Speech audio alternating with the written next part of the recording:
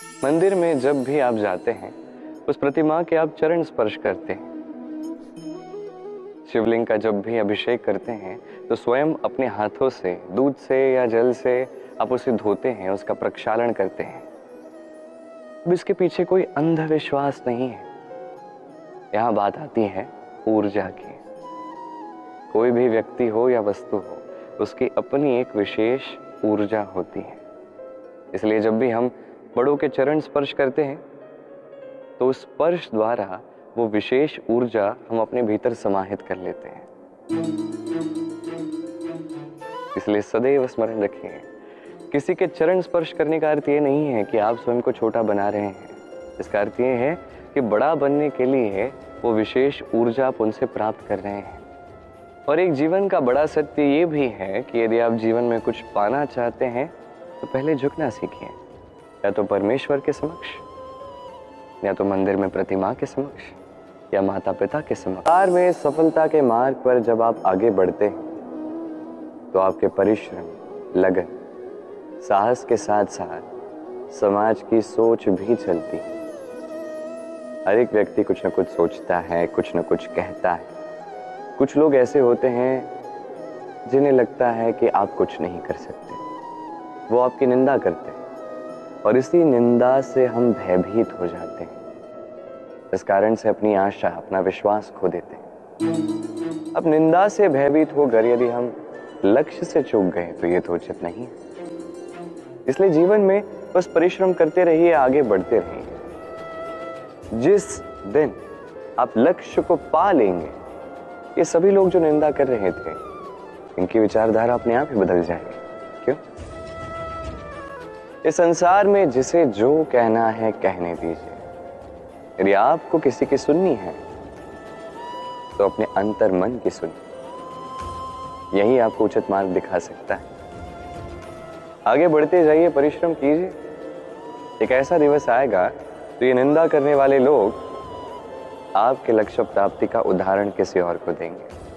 आप किसी ऐसे व्यक्ति को देखिए जो लकड़ी काटने के इस कार्य में निपुण है या अनुभवी है। अब उसे देखिए, उसका ध्यान सभी लकड़ियों पर नहीं होता। उसका ध्यान होता है मात्र उस एक लकड़ी के एक छोटे से भाग पर जहां से ये लकड़ी काटी जा रही है। और ऐसा वो क्यों करता है? यदि ऐसा वो ना करे तो लकड़ी उचित प्रकार से और शीघ्र नहीं कटेगी। जीवन में भी यही होता है। आपने कोई लक्ष्य ठान लिया, कोई मार्ग ठान लिया या कोई कार्य ठान लिया, निश्चय कर लिया कि ये करना है, तो अपना पूरा ध्यान केवल उसी पर केंद्रित कीजिए। यदि आपका मन यहाँ वहाँ देखने लगा, भटकने लगा, विचलित होने लगा, यदि ऐसा होता है तो आप असफल ही होंगे। तो कर्मठ रहिए, निरंतर कर्म कीजिए और पूर्ण ध्यान लगाकर अपना कार्य कीजिए। अपने मार्ग पर आगे बढ़िए या अपने लक्ष्य तक पहुंचने का प्रयास कीजिए। फिर देखिए क्या होता है, कैसे उचित प्रकार से और शीघ्र गति से आपका लक्ष्य आप तक पहुंचता है। ये है गुलाब का पुष्प। इसे भला कौन नहीं जानता? समस्त संसार प्रेम करता है इस पुष्प से। ये है भी कितना सुंदर। सबसे अधिक मनमोहक बात इसकी सुगंध, जो दूर से किसी को अपनी ओर खींच के ले आती है। ये सुंदर पुष्प ध्यान से देखो तो इसके नीचे कांटे होते हैं। संसार कहता है कि भला ये प्रकृति की कैसी रचना है, इतना कोमल पुष्प भला क्या कठोर कांटों पर खिलता है? यही जीवन का सत्य है। हमारे भीतर के सद्गुण ये भी इस पुष्प की भांति है, सुंदर। संसार इसकी सुंदरता देखता है, इसकी सुगंध चारों दिशाओं में फैलती है। किंतु इन सद्गुणों को जगाने के लिए भी कठोर परिश्रम करना पड़ता है, निरंतर प्रयास करने पड़ते हैं। इसलिए यदि आप जानते हैं कि मार्ग उचित है किंतु मार्ग में कांटे हैं, तो रुकिए मत, चलते रहिए। एक बार भीतर के सद्गुण जाग गए तो संसार इसकी सुंदरता देखेगा, इसके सुगंध की ओर आकर्षित होकर आपके पास आएगा। ये कभी आपने अनुभव किया होगा, किसी निर्मल व्यक्ति के पास जाके बैठोगे तो मन में निर्मलता का अनुभव होता है। ये मन शांत हो जाता है, वही किसी दुष्चरित्र व्यक्ति के पास जाके बैठोगे तो ये मन विचलित होने लगता है। कारण क्या है? कारण ये है कि जो व्यक्ति निर्मल है वो सब में निर्मलता बांट पाता है। जो हमारे भीतर होता है वही हम सब में बांट पाते हैं। यदि आप इस संसार में शुभ बांटना चाहते हैं तो पहले शुभ ग्रहण कीजिए, उसे अर्जित कीजिए। इस संसार में ज्ञान की शक्ति प्राप्त कीजिए और वही ज्ञान की शक्ति इस संसार में बांटिए। शांति बांटिए, संतुष्टि बांटिए, क्योंकि संसार में जो बीज बोगे वही फल तो पाओगे, जो दोगे वही लौट कर आएगा। इस संसार में ज्ञान बांटिए, शांति बांटिए, संतुष्टि बांटिए, इस संसार में प्रेम बांटिए। सफलता किसे नहीं चाहिए? हर कोई सफलता के पीछे भागता है। हर कोई सफलता के आने पर उत्सव मनाता है, आनंद मनाता है। किंतु यदि मैं बात करूं असफलता की, तो हर कोई दूर भागता है। कोई नहीं चाहता कि जीवन में असफलता है। कामना करते हैं कि जीवन में कभी असफलता का सामना न कर पाए।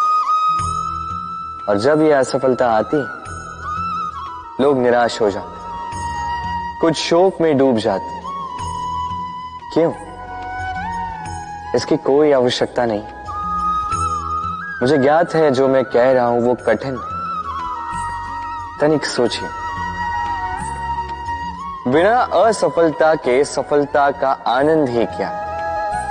जब तक दिन भर धूप में खड़े नहीं रहोगे, ताप नहीं सहोगे, तब तक सांझ की मीठी छाया का आनंद कैसे ले पाओ? उसका महत्व कैसे जान पाओ? यही होता है सफलता और असफलता। सफलता पाने के लिए असफलता बहुत ही महत्वपूर्ण होती है।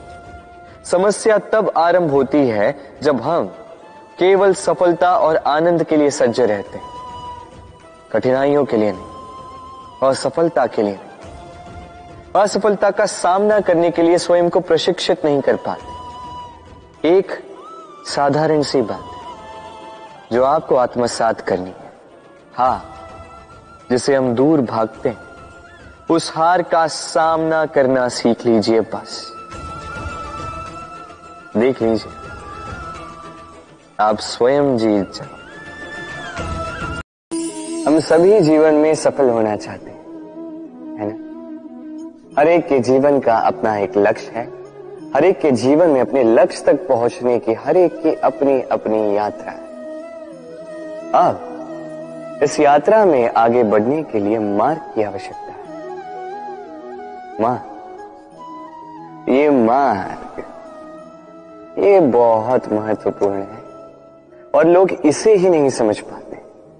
अधिकांश लोग अपना जीवन व्यतीत कर देते हैं मार्ग ढूंढने में, तो अधिकांश लोग जीवन व्यतीत कर देते हैं इस मार्ग को बदलने में।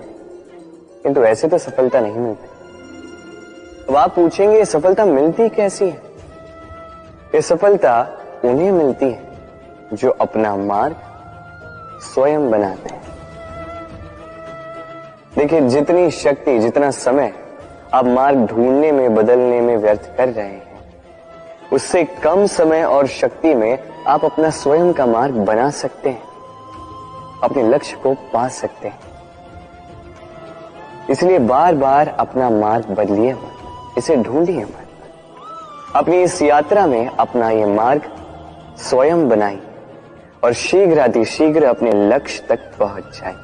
कभी कोई हमें छोटा कह दे, हमारे बारे में नीची बात कह दे, हमें अच्छा नहीं लगता,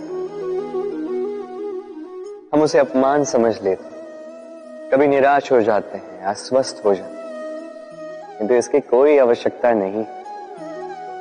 अब मुझे ही देख लीजिए, कोई मुझे मुरलीधर कहता है तो कोई मुझे छलिए, कोई मुझे नंद का आनंद कहता तो कोई मुझे माखन चो।